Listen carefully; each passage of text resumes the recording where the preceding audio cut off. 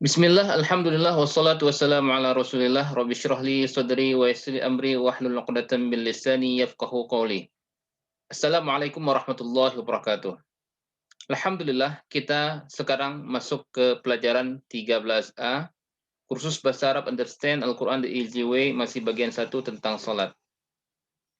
Pada pelajaran ini kita akan belajar tentang surat An-Nas, dan nanti di bagian tata bahasa kita akan mempelajari mudhari' yang suru, yakhluqu, yadhkuru, ya'budu. Ada 12 kosakata baru yang akan kita dapatkan dan tersebut dalam Al-Quran hampir 473 kali.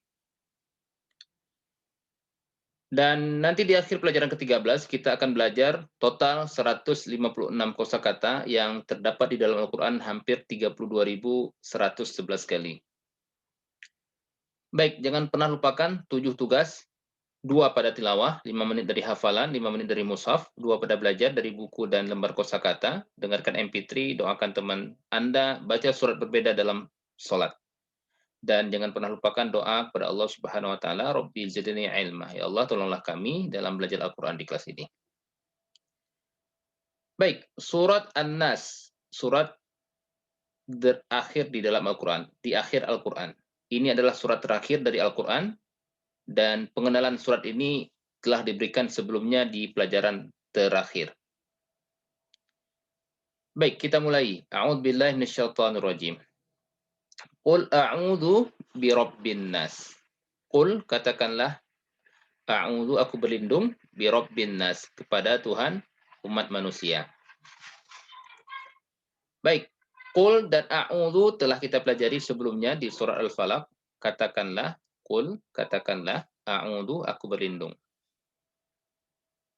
Birabb, bi itu dengan, tepatnya kita artikan pada ayat ini adalah kepada. Rabb itu adalah Tuhan, zat yang menjaga setiap sel dan setiap atom dalam kehidupan kita setiap saat. An-nas, umat manusia. Insan itu manusia. Terlihat jelas dari kata-kata manusia itu ada nun, sin, manusia, insan. Nas itu artinya umat manusia atau bentuk jamak dari insan. Baik, ayat pertama, qul a'udzu birabbin nas. Katakanlah aku berlindung kepada Tuhan umat manusia. Apa pesan dari ayat pertama ini? Mari kita visualisasikan. Allah adalah Tuhan dari 7 miliar manusia yang tinggal di planet ini, selain mereka yang telah meninggal dan yang akan lahir di masa depan. Allah menjaga setiap sel dan setiap atom dari setiap kita setiap detik. Dia adalah Rabb sepanjang masa bagi semua orang. Rasakan kebesarannya saat kita melafazkannya. Allah memulai surat dengan qul, katakan.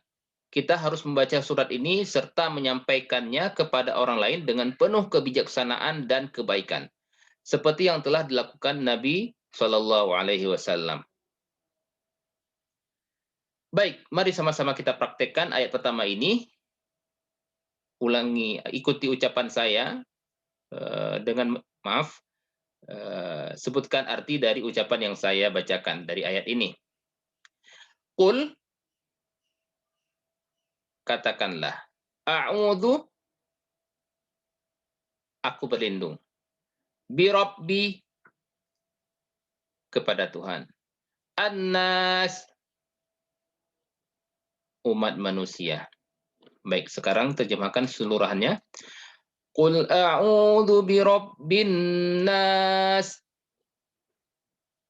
Katakanlah aku berlindung kepada Tuhan umat manusia. Qul a'udzu birabbin nas. Katakanlah aku berlindung kepada Tuhan umat manusia. Baik, silakan di pause videonya dan latihan mandiri 2-3 kali ulangan, silakan. Baik, kita masuk ayat kedua dan ketiga. Malikin nas, raja umat manusia. Ilahin nas, Tuhan umat manusia. Malik itu artinya raja. Malik, mim, lam, kaf. Malik, raja. Sedangkan malak, malakah, malak itu artinya malaikat. 88 kali terdapat dalam Al-Quran. Malaikat. Malak. Kalau ma-nya panjang, malik. Malik. Itu artinya pemilik. Penguasa, pemilik. Malik, raja. Malak, malaikat. Malik, pemilik. Oke, malak bentuk tunggal, malaikah bentuk jamak. Kemudian ilah. Ilah artinya Tuhan. Zat yang layak disembah. Bentuk tunggal. Ilah. Sedangkan bentuk jamaknya adalah alihah. Ada 145 kali terdapat di dalam mushaf Al-Quran. Ilah, tunggal, Tuhan. Alihah, bentuk jamak, Tuhan-Tuhan. Nah, apa pesan dari ayat kedua dan ayat ketiga dari surat An-Nas? Mari kita kembali visualisasikan. Allah adalah raja sejati dari 7 miliar orang yang hidup hari ini. Allah mempunyai semua yang mereka miliki, termasuk hidup dan mati mereka. Betapapun mereka menyangkal atau melupakannya, mereka tetap akan memanggilnya, terutama selama masa-masa sulit atau terdesak. Mari kita berdoa, ya Allah, tolong saya agar bisa menerimamu sebagai Raja yang sejati dan satu-satunya Tuhan dalam kehidupan saya sehari-hari. Dan kemudian kita evaluasi, berapa kali kita mengikuti keinginan sendiri. Menurut Al-Quran, mengikuti keinginan sendiri adalah menjadikannya Tuhan. Dan berapa kali kita mengalah pada bisikan syaitan. Menurut Al-Quran, mengikuti syaitan seperti menyembahnya. Nah, bisa jadi kenapa seperti itu? Karena teman yang buruk, TV dan internet. Baik, rencanakan ke depan kita singkirkan teman, kebiasaan, dan hal-hal buruk dari kehidupan kita. Kita praktek, sebutkan arti dari bacaan ayat yang saya ucapkan. Malik, raja. An-Nas, umat manusia. Ilah, Tuhan. An-Nas, umat manusia. Malikin Nas, raja umat manusia. Malikin Nas, raja umat manusia. Ilahin Nas, Tuhan umat manusia. Ilahin Nas, Tuhan umat manusia. Baik, silakan di pause videonya, kemudian ulangi secara mandiri 2-3 kali ulangan. Silakan. Kita lanjut ayat keempat. Min syarril waswasil khannas. Dari kejahatan pembisik atau syaitan yang bersembunyi. Min, dari. Syar itu artinya kejahatan. Juga bisa kita artikan kesengsaraan. Langsung atau penyebat. Walaupun jika itu kelihatan baik. Was-was itu dia menaruh sesuatu secara diam-diam di dalam hati. Menaruh sesuatu secara diam-diam di dalam hati. Was-was. Was-wasah. Pengucapan menunjukkan pengulangan. Seperti contoh pada kata zalzalah. Zalzalah. Ada pengulangan. Zalzalah. Itu artinya gempa bumi. Was-wasah. Artinya dia berulang kali menaruh sesuatu di dalam hati. Ya. Dan waswasah dan zalzalah adalah contoh kata dengan 4 huruf akar. Khannas artinya yang bersembunyi. Khannas yang bersembunyi. Walaupun bersembunyi tapi tidak pernah menyerah sampai kita mati. Tidak pernah menyerah sampai kita mati. Itulah syaitan. Syaitan selalu ada di salah satu dari 2 kondisi ini. Was-was, ya, ketika Anda lupa pada Allah. Ketika Anda lupa Allah, maka was-was. Syaitan membisikkan sesuatu di dalam hati. Atau khannas, ketika kita ingat kepada Allah. Ketika Anda ingat Allah, maka syaitannya khannas, bersembunyi. Tapi ketika lupa, was-was. Dia kemudian membisikkan menaruh sesuatu dalam hati kita. Was-wasah niyah, amal. Langkah pertama, pengulangan menuntun ke kebiasaan dan kebiasaan menuntun kepada takdir. Dan kemudian orang seperti itu akan menjadi manusia syaitan juga. Artinya apa? Jika keburukan yang dibisikkan berulang kali oleh syaitan ini terus-menerus dituntun, dibisik, maka dia akan menjadi kebiasaan. Dan kebiasaan akan menuntun kepada takdir. Maka orang seperti itu akan menjadi manusia syaitan juga pada akhirnya. A'udzubillahi minasyaitonirrajim. Kita berlindung kepada Tuhan dari godaan syaitan. Apa pesan dari ayat keempat ini? Bisikan adalah serangan pertama syaitan. Jika dia berhasil, maka orang tersebut berniat untuk melakukan hal yang buruk. Syaitan kemudian mendorong orang itu melakukan hal yang buruk itu lagi. Jika hal itu diulangi, maka akan menjadi kebiasaan. Kebiasaan buruk menyebabkan akhir yang buruk pula. Kapanpun kita lalai, syaitan akan membisikkan kejahatan. Tapi jika kita mengingat Allah, dia bersembunyi, khannas. Namun, dia tidak pernah berhenti melakukan aktivitas berbisik. Was-was, tidak pernah berhenti sampai kita mati. Baik, mari kita praktek. Sebutkan arti dari lafaz ayat yang saya bacakan. Min syarri, dari kejahatan. Al-waswas, pembisik atau syaitan. Al-khannas, yang bersembunyi. Min syarril waswasil khannas, dari kejahatan pembisik yang bersembunyi. Min syarril waswasil khannas, dari kejahatan pembisik yang bersembunyi. Baik, silakan di-pause videonya dan ulangi secara mandiri 2-3 kali.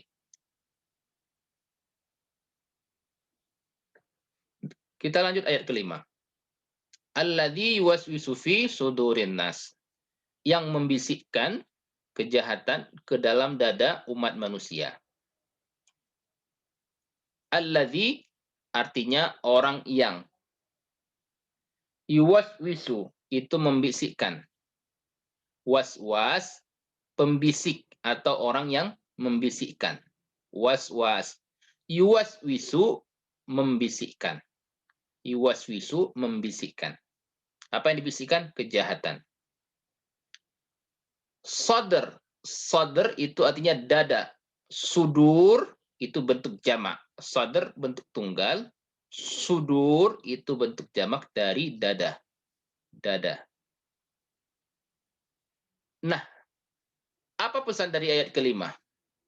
Syaitan mencoba berbisik ke dalam dada karena dada adalah wilayah untuk masuk ke dalam hati. Ini mirip dengan pencuri yang masuk melalui ruang terbuka di sekitar rumah. Jika hati hidup dan sehat dengan zikir kepada Allah, maka serangan bisikan syaitan gagal dan dia akan menarik diri dengan sedih.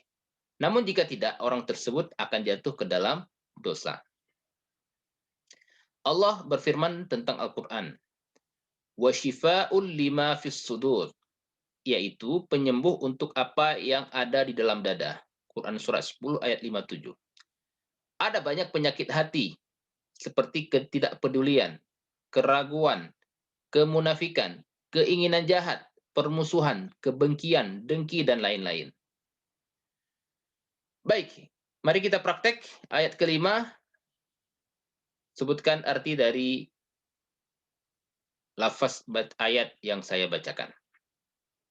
Alladzi, orang yang. Yuwaswisu, membisikkan. Fi sudur, ke dalam dada.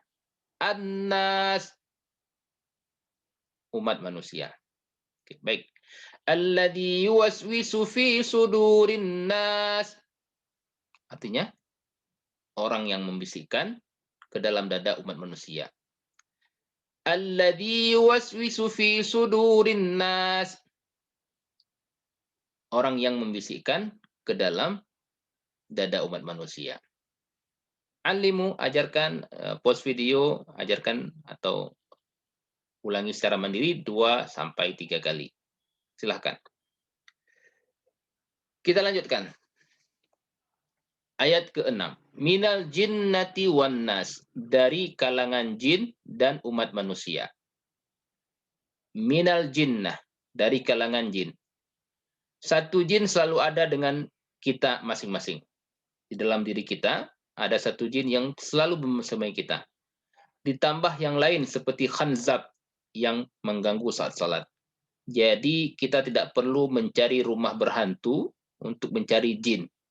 Karena di dalam diri kita masing-masing ada jin. Dan ada satu yang selalu hadir ketika kita sedang sholat. Namanya khanzab. Minal jinnah. Min, dari. Al-jinnah, kalangan jin. Al-jinnah, kalangan jin. Jinnah artinya kalangan jin. Terulang di dalam Quran 32 kali. Kata terakhir dalam Al-Quran, An-Nas, memperingatkan kita untuk menghindari teman yang buruk. Itu adalah kata terakhir dalam Al-Quran. Karena An-Nas adalah surat terakhir dan kata terakhir dalam surat An-Nas adalah Wan-Nas. Itu artinya Al-Quran memperingatkan kita untuk menghindari teman yang buruk. Pesan dari ayat ke-6, Nabi Shallallahu Alaihi Wasallam mengatakan bahwa setiap dari kita memiliki jin syaitan yang selalu bersamanya. Jin ini terus mencoba menyesatkan kita di setiap kesempatan dengan berbisik. Siapakah syaitan dari manusia? Nah, minal jinnah, dari kalangan jin dan umat manusia. Nah, siapa syaitan dari manusia? Yaitu semua orang yang bekerja untuk syaitan secara langsung atau tidak langsung, yang memujuk kita menjauh dari Allah. Mereka termasuk sebagian besar media, televisi, surat kabar, majalah, yang menimbulkan keraguan tentang Islam atau seruan terhadap materi dan amoralitas. Selain itu, ada pria, laki-laki, dan wanita di sekitar kita yang melalui pakaian atau ucapan atau tindakan mereka bekerja sebagai agen syaitan. Bukankah di dunia ini penuh dengan orang-orang seperti itu? Ada pria, wanita dengan pakaiannya yang tidak sesuai syariat, ucapannya, tindakannya, maka mereka adalah agen syaitan. Nah, apakah Anda sekarang melihat betapa pentingnya surah ini untuk keselamatan kita? Bahkan sebuah hadis menyebutkan kehebatan dari dua surat terakhir. Uqbah bin Amir radhiyallahu anhu berkata bahwa Rasulullah SAW bersabda, "Wahai Uqbah, tidakkah aku akan mengajarimu dua surah terbaik yang bisa dibaca?" Dan beliau mengajari saya, "Qul a'udzu birabbil falaq, qul a'udzu birabbin nas." Ini dua surah terbaik yang bisa kita baca.